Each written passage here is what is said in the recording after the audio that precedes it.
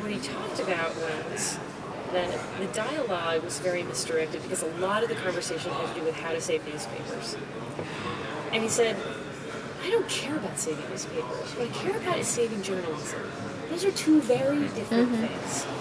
And so, throughout history, when systems of human communication have gone through revolution, which we are right now, the current system breaks down before the new system emerges. And that is what we're in the middle of. We're in this chaos of the system breaking down, and we don't know what that new trusted system is going to be. And it's very, very unsettling.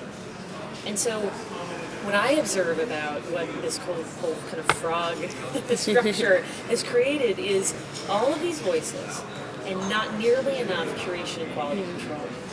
And what I can guarantee you is a big focus is going to be how to make sense of all those voices, how to separate the wheat from the chaff, how to make the cream rise to the top.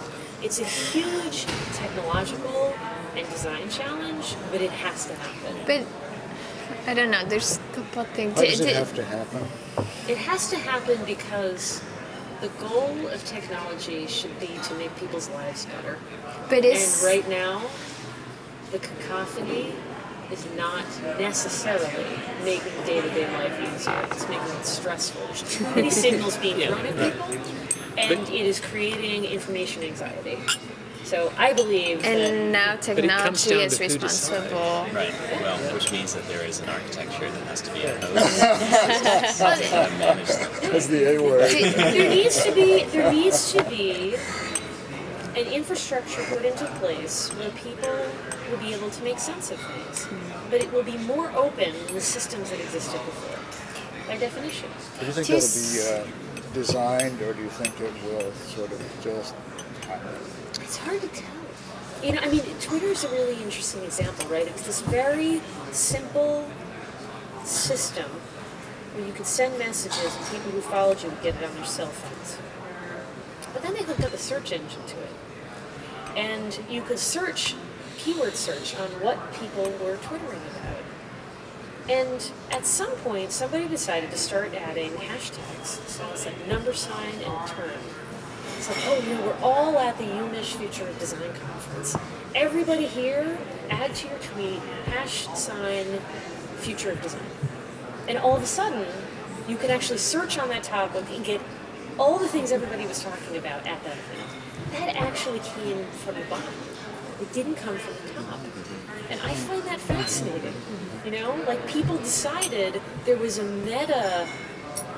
There was a higher level of design involved. It was, and it was done by the frogs. It wasn't done by elephants. Frogs know how to make the most out of the technology in the ways that technology was never designed for. I mean, we see that again and again. I'm curious though, did you see that article in Wired a couple months ago between the Facebook versus Google in terms of the news feeds? Oh, yeah. That was interesting to me. Have you guys heard of where I don't know the inside, but just from quick read a couple of months ago, it seemed like there was two new models. A new model emerging out of the actual news feed was, if you want a question, do you go to Google and trust that some abstract person out there has the answer, or do you ask the people that you know as your source for news feed?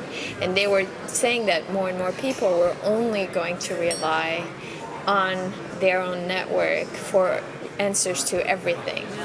And to me, like, the problematic aspect of that is that in terms of, like, that seems that it would separate more than ever the classes, because then you would end up having a completely different you'd have a whole body of knowledge for the elite and a whole body of knowledge and a whole part of the reason why we don't bother entering into the blog conversations is that at a certain point it's like, after pages and pages of comments of idiocy, you're not going to bother thinking about it for 3 seconds and putting your mind to it. You just don't. So it's not like you have to look for quality. The less it's there, the less you're going to find it, right?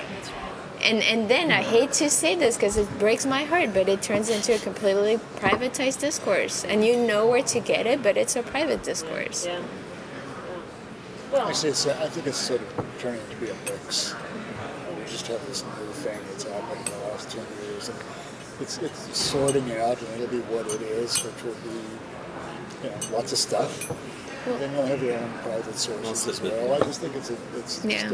The structure, I mean, it's figuring out how to balance it. the fact that it's a kind of example of the fact that the nature of the technology doesn't necessarily predetermine the nature of how it's utilized, right? That basically you have these very different systems which could be interpreted as intensive democratization of exchange, but could also be kind of used for completely other purposes, right? Which is to say that there isn't something embedded necessarily in the nature of the medium in a kind of absolute way that precludes it being used in ways that might be antithetical to the way that we might have intended it. I mean, cable television is the same way.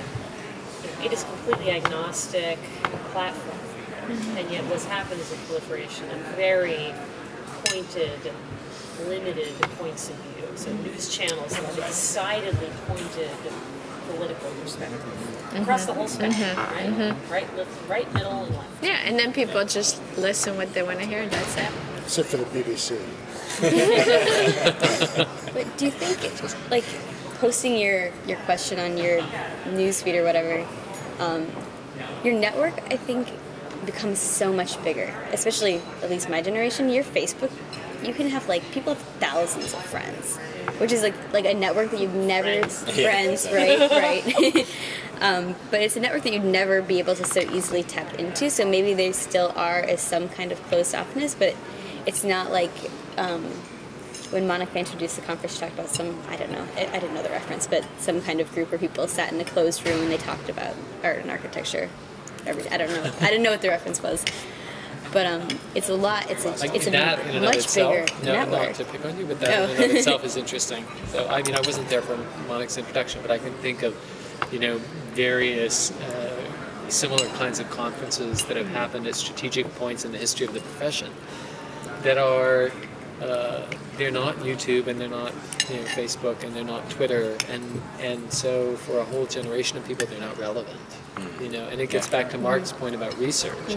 Research has become this completely surface thing that is an article you download, after a 30-second search or something, rather than kind of serious, in-depth investigation.